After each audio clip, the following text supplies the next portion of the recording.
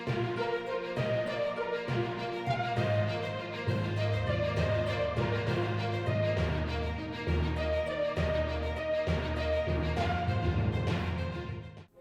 आप देख रहे हैं न्यूज प्लस 21। मैं हूं आपके साथ ललिता चक्रधारी। मुख्यमंत्री भूपेश बघेल की अध्यक्षता में हुई कैबिनेट बैठक में कई महत्वपूर्ण फैसले लिए गए हैं, जिनमें जमीनों की गाइडलाइन का रेट 30 से घटाकर 40% किया गया है। इससे जमीनों की ट्रेंडिंग बढ़ेगी और हाउसिंग सेक्टर में उछाल आएगा।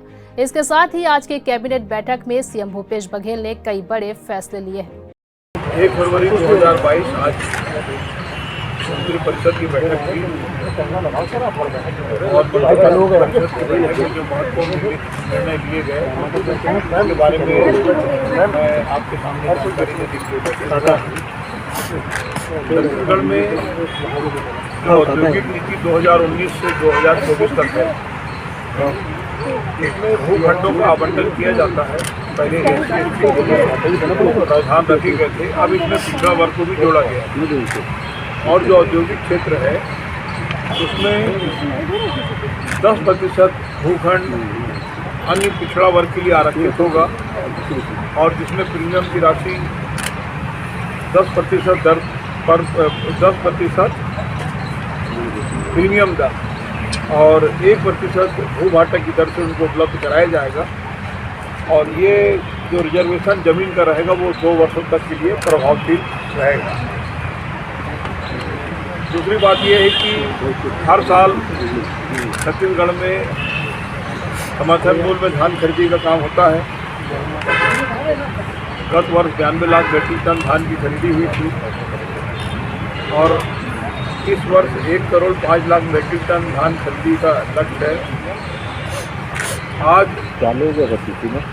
1 करोड़ लाख मीट्रिक टन धान की खरीदी हुई, आज तक हो चुकी है और इसलिए हर साल हमको जूट बैग की आवश्यकता पड़ेगी।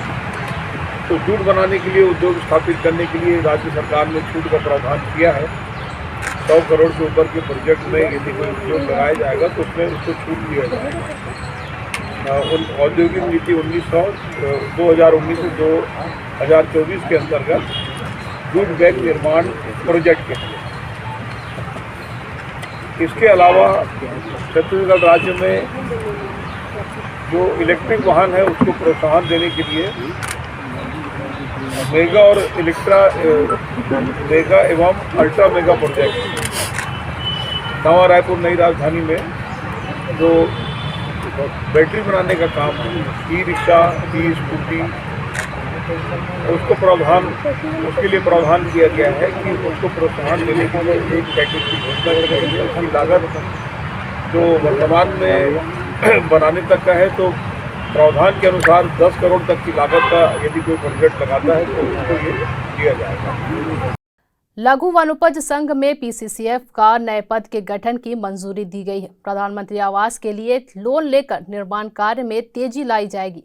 कोदो कुटकी खरीदने को भी मंजूरी मिल गई है। अन्य पिछड़ा वर्ग के लोगों में उद्यमिता को बढ़ावा देने के लिए छत्तीसगढ़ राज्य की औद्योगिक नीति 2019-24 में संशोधन के प्रारूप का अनुमोदन किया गया, जिसके तहत अन्य पिछड़ा वर्ग के नागरिकों के लिए औद्योगिक क्षेत्रों में 10% भूखंड आरक्षित किए जाएंगे, जो कि भू प्रीमियम दर के 10% दर तथा 1% भूभाटक की दर पर उपलब्ध कराए जाएंगे।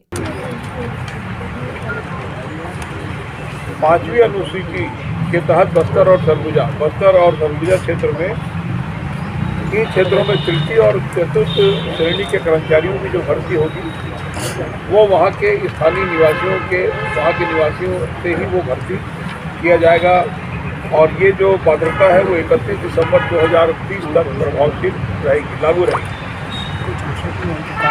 नगर निगम और उनके निवेश क्षेत्र की संपत्तियों का गाइडलाइन अब तक गाइडलाइन के हिसाब से जो जमीन का पंजीयन होता है, रजिस्ट्री होती है, रजिस्ट्री में 30% तक का छूट देने का प्रावधान था। उसको 31 मार्च तक के लिए 40% तक छूट देने का प्रावधान किया गया और जो पंजीयन शुल्क है जो वर्तमान में 4% की दर है उसको 1% बढ़ाकर 5% करने का निर्णय लिया गया है। और ये जो अधिसूचना जारी होने की तिथि से 31 मार्च 2022 तक प्रभावशील रहेगा। छत्तीसगढ़ राज्य में युवा शक्ति को प्रोत्साहित करने के लिए राजू युवा मितान क्लब गठन करने का भी निर्णय लिया गया है और पूरे राज्य में राजू युवा मितान क्लब का गठन किया जाएगा। कैबिनेट की अहम बैठक में सीएम भूपेश ने एक अहम महत्वपूर्ण फैसला लिया है। नगर निगम और उनके निवेश क्षेत्रों की संपत्तियों की गाइडलाइन दरों में 30% के स्थान पर 10% की छूट में वृद्धि करते हुए 40% किए जाने का निर्णय लिया गया है। इसी तरह उल्लेखित क्षेत्र में पंजीयन शुल्क की दर 4% की दर में वृद्धि करते हुए 5% किए जाने का निर्णय लिया गया है। यह छूट और वृद्धि विभागीय अधिसूचना जारी होने की तिथि से 31 मार्च 2022 तक प्रभावशील रहेगी। छत्तीसगढ़ अनधिकृत विकास का नियमितीकरण अध्यादेश 2022 इसकी भी मंजूरी आज दे दी गई है और इसमें जो 2011 तक या 2011 के बाद दो टाइप की क्राइटेरिया रखी गई थी। 2011 के पहले ऐसे भवनों का जो निर्माण हुआ है जिसमें पार्किंग की व्यवस्था होना था और पार्किंग की व्यवस्था नहीं की गई थी, तो उसमें जितना स्पेस एक कार रखने के लिए होता है तो उतने स्पेस का एक कार के लिए 50,000 और 2 कार के लिए 1 लाख और उससे अधिक के लिए 2 लाख रुपए का प्रावधान इसमें रखा गया है। जुर्माने के रूप मतलब उसमें नियमितीकरण के शुल्क के रूप में उससे लिया जाएगा।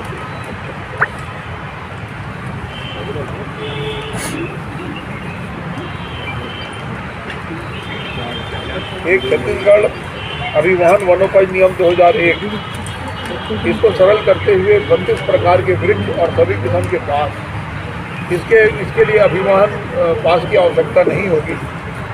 इसके लिए छूट प्रदान किया गया है, जिसमें विशेष तौर पर यदि 2-4 नाम मैं गिना दूँ तो अशोक, मीठी नीम, नींबू, संतरा, कटहल, मुनगा, अमरूद, गुलमोहर, नारियल, सहतूत, इमली, सीताफल इत्यादि के ऐसे 32 प्रकार के वृक्ष और बांस इसके अभिवाहन पास के लिए छूट प्रदान कर दी गई है। अब इसको ले जाने के लिए आपको किसी प्रकार के पास की आवश्यकता नहीं होगी। ऐसे ही तमाम जानकारी से लगातार अपडेट रहने के लिए हमारे चैनल को लाइक और सब्सक्राइब करना ना भूलें। नोटिफिकेशन के लिए बेल आइकन जरूर दबाएं। देखते रहिए न्यूज़ प्लस 21, आपके हक की बात।